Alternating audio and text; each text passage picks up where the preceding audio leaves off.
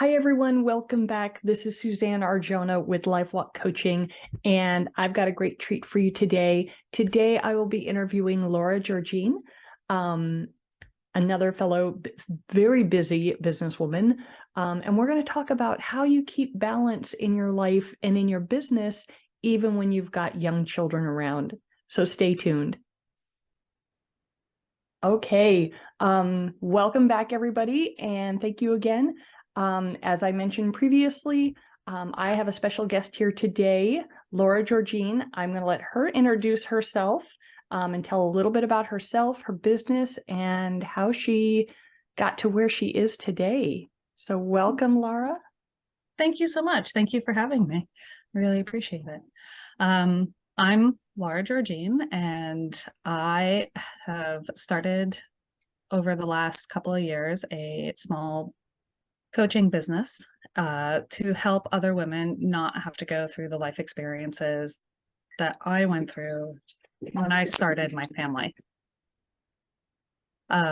So my background actually was in illustration and graphic design, and I had worked a very long time in the fashion industry in New York City.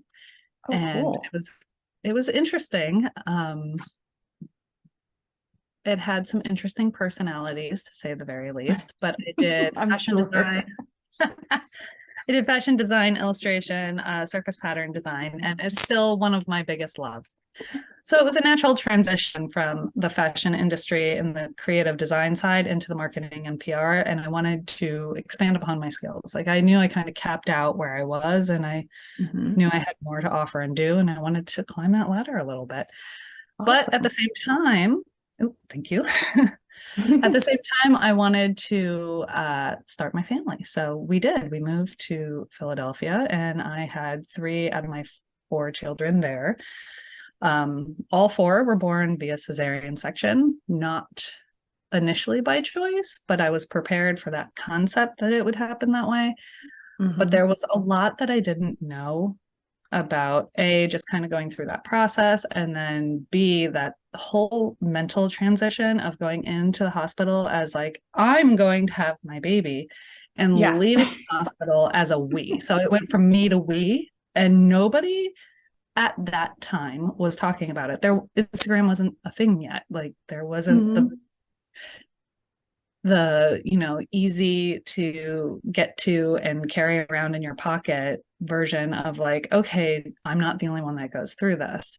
I still think that today, even though there is more of that out there, it is not always as easy to find. I mean, it's getting easier, and I'm super happy and excited for everybody else. Yes.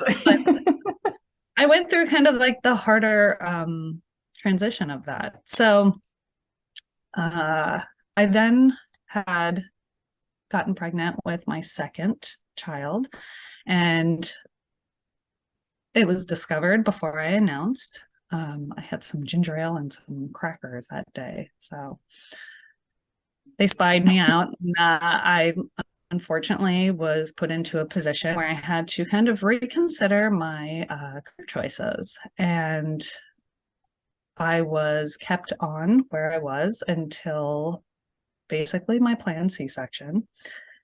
And after that, I didn't have work. I didn't get maternity leave or anything like that. And I didn't know what was happening in the process at the time. And it was really hard. And I took it really personal. And it was an ego hit, in addition to the fact that all of a sudden now I have my 2 boys, and I'm like, what am I doing? And then I was told I had to potty train them before they turned 2, and like all these things coming at me. And it was like, I went down, I hit a low, and again, now as a freelancer,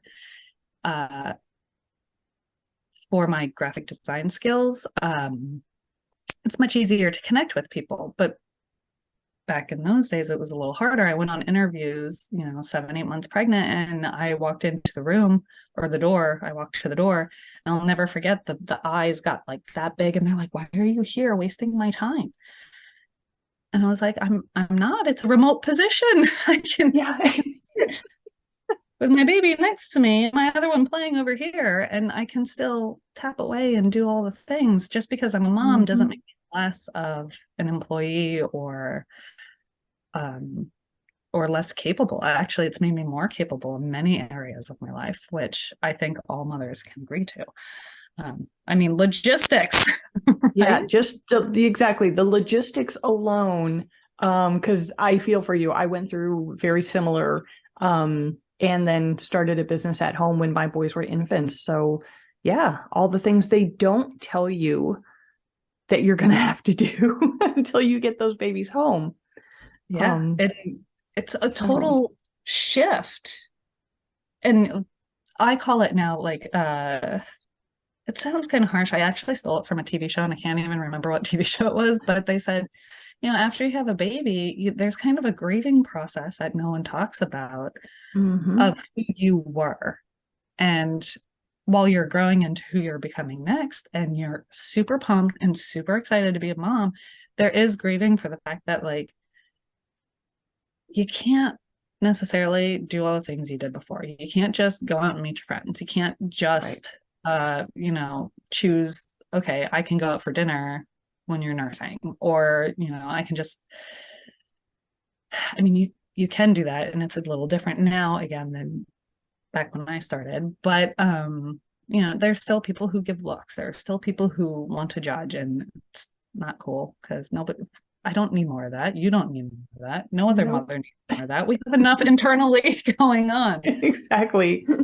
So, well, I did do a lot of freelance work for about 2 years, and then I decided to go back and try to climb the corporate ladder. But I ended up at a company, a small company, and it was a great role. And I was so excited to get this job. And the coolest part was I was actually hired at 7 months pregnant with That's my. amazing. It So they were was, able to look past all of that, basically, with that which made everybody else go like this. yes. Well, they couldn't tell.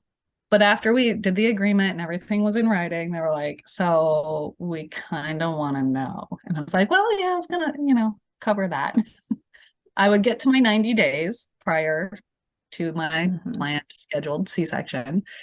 And we could kind of see how things were going. I was really open to like whatever the experience was going to be and just trying to do my best and help them and them help me. And it was a family run business until they sold it Mhm. off, but we'll get there. But then my child decided to come almost a month early. So I only Oh, got 60 days.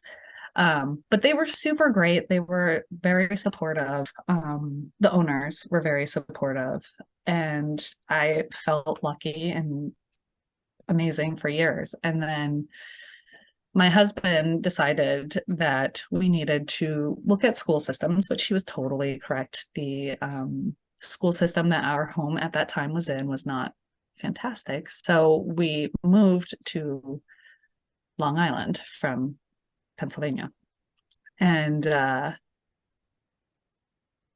company was sold off from the original owners, and I was pregnant again with my fourth one. And upon my return from maternity leave, they required that I drive to their home office, and then they let me go, which I was like, I don't know how that works, considering I haven't been here to do anything wrong, and I haven't failed you in any other way. And you've hired right. people to do the job I did by myself prior.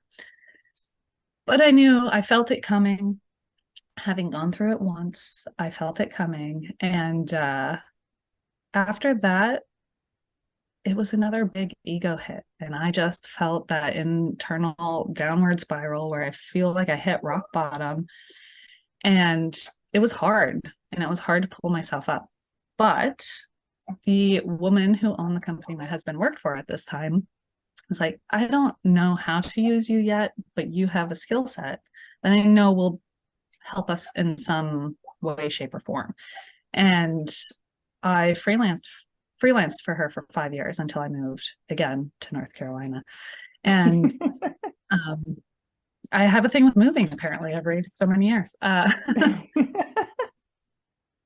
But it was an amazing experience. There were like definitely some ups and downs, how it works with everybody, but she kind of got me back on my feet and helped me with some mindset tips and tricks. And I introduced me to different coaches. And I realized that a lot of these coaches had these great experiences, but I was saying the same thing to her and my coworkers at the time. But then she was going out and hiring these big coaches doing these big events that I was helping to plan. And I was like, I know I can help in a greater capacity than planning their event. And that's what got me to kind of change where I was from just working on the back end to being more of a front end person and putting my face and my name out there, to do things I was doing naturally anyway, because no one should have to be, I mean, there was actually one other job that I freelanced for while I was on maternity leave, and then they didn't bring me back on to continue the work because I was like, oh, well, I can't really travel right now. I had a baby last week. And they're like, we didn't even know you were pregnant. I was like, but you didn't need to know. I did the work and you went I did the work. Everything got done. Yeah. Oh. And again, it wasn't, oh goodness. I'm sorry. I don't know what to do with this dog. He's barking at the other dog barking. So I can't hear them, so. Oh, okay. That's great because it's very distracting for me. There's 2 outside and 1 inside. So I do have 4 kids, 3 dogs, and 4 cats. And I said no to the goat. My husband really, he was like, goats. I would love a goat, but I was like, not in the yard that we had at the time. And then we moved and I'm like, don't have the yard for it now either. I mean, I'm sure you could take a goat out to the parks and stuff and help out with the weed situation, but So everybody who's watching, this is real life. This is what happens when you're at home and you're running a business or starting a business and you've got real things going on in the background. This is just how it is. Starting a business, especially at home and alongside your kids, a lot of people will try to paint this beautiful picture about how you've got, the children playing nicely next to you and they're quiet and you're on the phone or you're on your Zoom interviews and all the animals are outside playing. It's not always like that. Like I was telling Laura, the only thing I think that has not happened during one of my videos is having a bird fly through, and I'm just waiting for that to happen. This is what really happens. So this is real life when you're starting a business as a mom, growing a family, running a normal everyday household. So anyways, okay, go on. Well, so that kind of brought me into the coaching realm. I mean, I mastered, when my first 2 were young, I mastered the 5-minute friend at the park. That's what I used to call it. And we'd kind of just come and meet and our kids would play and we'd talk for like 5, 10, 15 minutes. And I lived in a city at the time, so it was always somebody new, somebody from somewhere else. And it was really interesting to learn other women's stories and dads too. I had an experience yesterday where I met a father and our conversation, I believe he walked away from it feeling a lot better because he has 1 son and he was like, I don't understand. Like, I get phone calls about him all the time. And I'm like, you will always get phone calls about boys until at least middle school because nobody knows how to handle that energy anymore. It's a different version of energy, and the expectations on children today are what we expect of 30-year-olds. And it's not fair. They don't have that skill set yet. So I tend to help people through a lot of where they've received information similar to information I received and learning earlier than I did that no, like human nature is human nature. And in addition to that, we can help them, but skill sets come at different times and not everybody's on the same path or the same schedule. I work more closely with women specifically to help them kind of after that identity loss, similar to the situation I was in, going in as me, coming out as we, going in a few more times, having a few more kids. And, unfortunately losing my career path. And there was a lot of me that had defined myself for such a long time as, well, this is what I do. This is who I am. And when I moved here, it was funny. There was a friend, she's a new friend of mine, and she's a little younger than I am. And she was like, "But what do you like?" Because I kept talking about what I do for my kids, what I do with my husband, what I do at home. And she's like, "But what do you like?" And I was like, "Well, I do like all those things." She's like, "But what do you do for fun?" And I was like, "Well, I do all those things." And then I was like, "Oh, it's the things that I don't actually share with anyone that she's looking for." So Mhm. this week, my family and I went to two punk rock shows, and it was the best time. But when Fun. with the kids, I do like to go in the mosh pit, and I just kind of like physically work it out in there. And we had the best time. We went to three concerts recently. We took all four kids to two of them, and then we only took two to the last one because I thought it was too much for my little ones. I have an age suggestion for anyone who wants to take it. And I know suggestions, I know the old elbow saying. Yeah. Um, but 8 seems to be like the good starting age. I do Mhm. take my 6-year-old because of necessity more than want, because he does get tired. Yeah.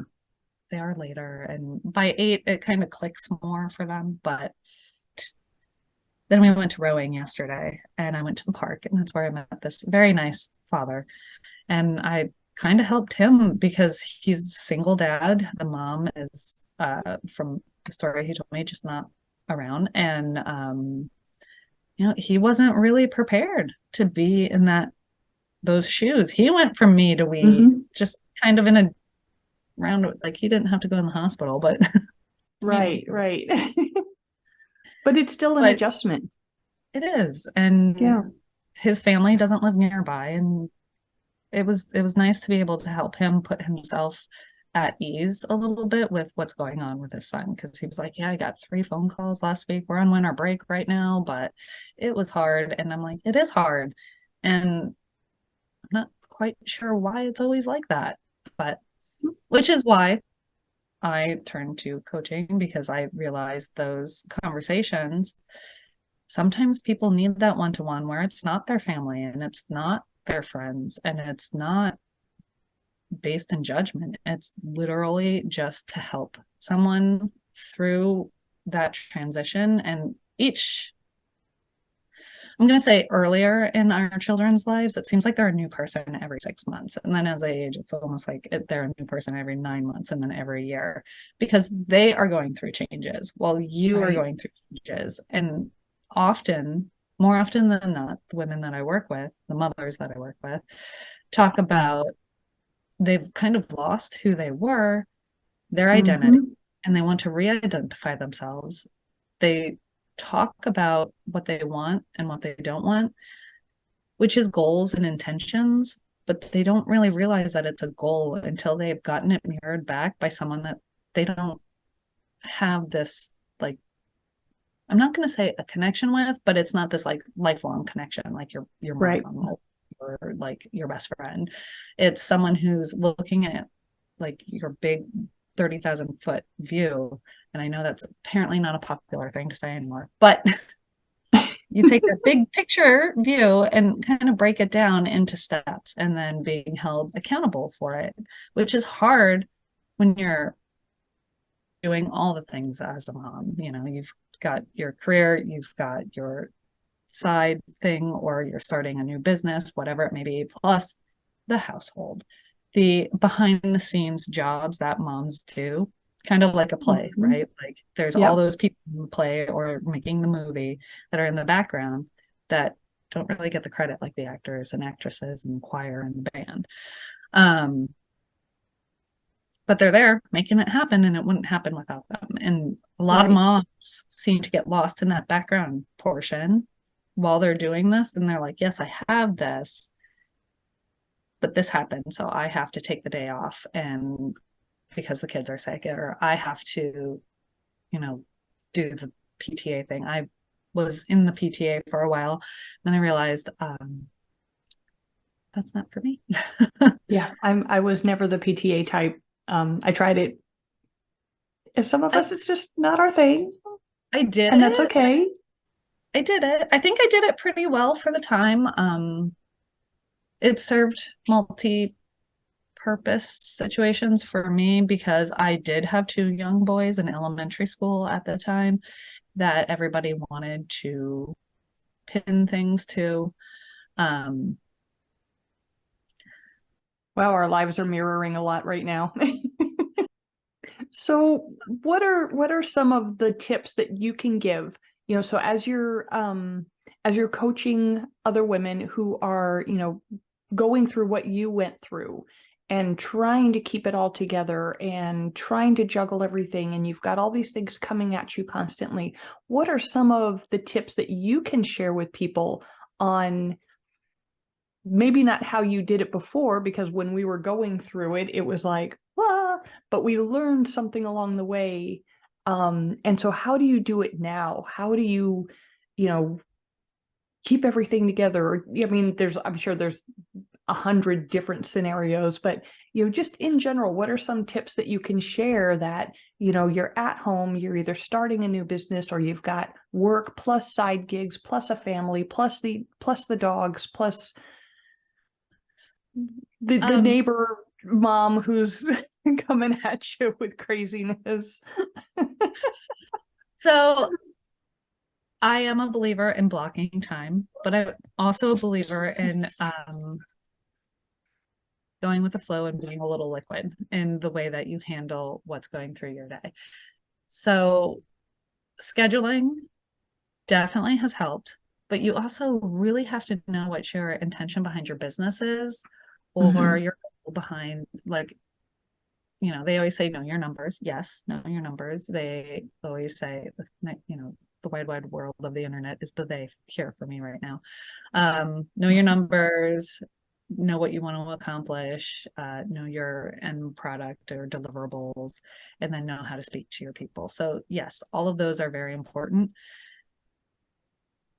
but it's knowing you first and being able to talk that way before, like sharing that I go in the pit. I know I do that. I didn't share it a lot. And now I'm like more comfortable with it because I know my intention is to help other people that feel like, well, but someone's judged me for that. Well, yeah, so what? Someone's always there to judge something. Exactly. Don't take it on. Um, Easier said than done as someone who's Very been, true. but constant reminders, definitely taking breaks. And one of my favorite things now that I have dogs and I walk them is walking the dogs and listening to something or being on a call with one of my mentors or and I do keep up with other people coaching me as well, because sometimes to coach you need to be coached because we're not perfect in all aspects of life, right? Nope. I believe it. Every coach needs a coach. I've got mine. Multiples. And so the combination of like the fresh air, the walk, the blue sky, the mindset, the mental part, it Mhm. combines together really well for me. And finding that in each individual person's life is going to be different, but finding a way to add the exercise, add that conversation, the coaching, and it doesn't have to be all the time, but Mhm. definitely getting somebody to help me where I know I'm failing. And failing is a harsh word, but I take failing as like, well, but if I failed at that, it's only the action, which I can do again. I've still won because I've learned a lesson. And so I've taken the harshness out of that word for myself. And Mhm. I would love for everybody else to do that too. It's not school anymore. It's Yeah. grown up life. Yeah. Um, Failing isn't the big red F on the top of your page and the end of the world. It's okay. I get to start over and try something different. yeah. That I didn't mean, work. Okay. Chalk that one up. I did have one of my kids who intentionally tried to fail a grade just to see what would happen because he knew he I could love the way pass. kids' minds work. He's my challenge, and he has, taught me. He might be my mentor. He's taught me a lot about life, and as our kid, all of our Mhm. kids teach us a lot about Yep. life. I was like, who does that? Who tries to fail? Apparently, my kid. attempted it, but they wouldn't let it. So that was entertaining to a point. To a point. Now that it's over, it's funny, but at the time it was. Right. One tip is knowing your goals, your intentions behind those goals, figuring out how to block your calendar and make tasks bite size. Because when it's too big, I used to live in, like, I'm looking around my desk right now as an example, but you don't even want to see my desk. It's hidden for a reason. But I would have like the 15 sticky notes with like, do this, do this, do this. And then I'd have another planner, and then I have my Google Calendar, and then I would have this and that. And it got overwhelming. So it's like, now I spend time each quarter where I block out what's going on. So I know for 3 months, this is what's happening in my personal life. This is what's happening in my kids' lives. These are the things that we're going to do as a family or separately, like all of that stuff, school, sports, music, arts, all those things, they get blocked, birthdays blocked. And then I start planning my time around that. And then I pick what my quarterly goal is. And then I break down each week into bite-sized chunks. And then I actually got this tip from a coach, and she said, set 3 goals for yourself, 3 goals for your business, and 3 goals for your family life. And I have found that in many ways to be valuable, but I do still see myself, and I'm sure all moms are going to relate with this, putting the 3 goals for myself on the back burner, but they do get done, just not each day. Sometimes. Right. Gonna say that, I have some things that I've grown to love, such as the once in a while facial. I'm not going to do that daily. I'll do that, once in a while. But, so those things, they kind of get pushed around, but limiting, because there's only so much time in a day. And I know everyone's like, oh, everybody has the same 24 hours. And I'm going to say anyone who says that has not been parent, because it's not the same 24 hours. It's just not. It's what you do with those 24 hours, because it's going to change. You might have a plan for this, and then everything turns upside down. Yes. Like a stomach bug could throw your week, and you'll just have to accept it. Yep. And, like you said earlier, it's like being like water and be fluid. You've got to be flexible with it and know that you can pick it up on the other side. Yes. And not to beat yourself up in it, which, right. Again, talk to yourself the way you would want other people to talk to your kids. Be nice. Yeah. So be nice. Awesome. Well, those are great tips. And I love hearing your story. A lot. It's funny because I feel like a lot of it mirrors what I went through. And again, way back then, my kids are going to be 27 next month. And I didn't have a lot of the resources. I didn't, for the most part, there was no internet back then. Right? Not everybody had a cell phone. You couldn't just pick up your phone and call somebody. And remember when you had to tap the thing 3 times to get the letter C? Like, yeah. Oh, yeah. I had one of those. Wow, I forgot about that. So that's great. You offer a really fabulous service. I really love that, because it really is important. There are so many, especially after the last 3 years, there are so many young women who are either already moms or just becoming moms, and realizing that they can't go back to a job, or along with their job, they have to have a side gig, or they really, like you, had to just flip it upside down and start freelancing. And how am I going to do this with everything else going on? And, obviously, looking at you and hearing your story, you can do it. It can be done. And it is going to be a little different for everybody. Everybody's going to have their own story. And so, to have somebody there who can, give them some feedback and, kind of be a sounding board, to reflect back to them and say, hey, okay, let's step back and let's take a look at this. Here's how, here are some options that you might have, or let's take a look. What do you think? What's most important to you to get done today? So super valuable gift. I am so glad to have had you on here today. I'm really excited to hear your story. All Again, the it took me moving a long and time to be willing to share. yeah.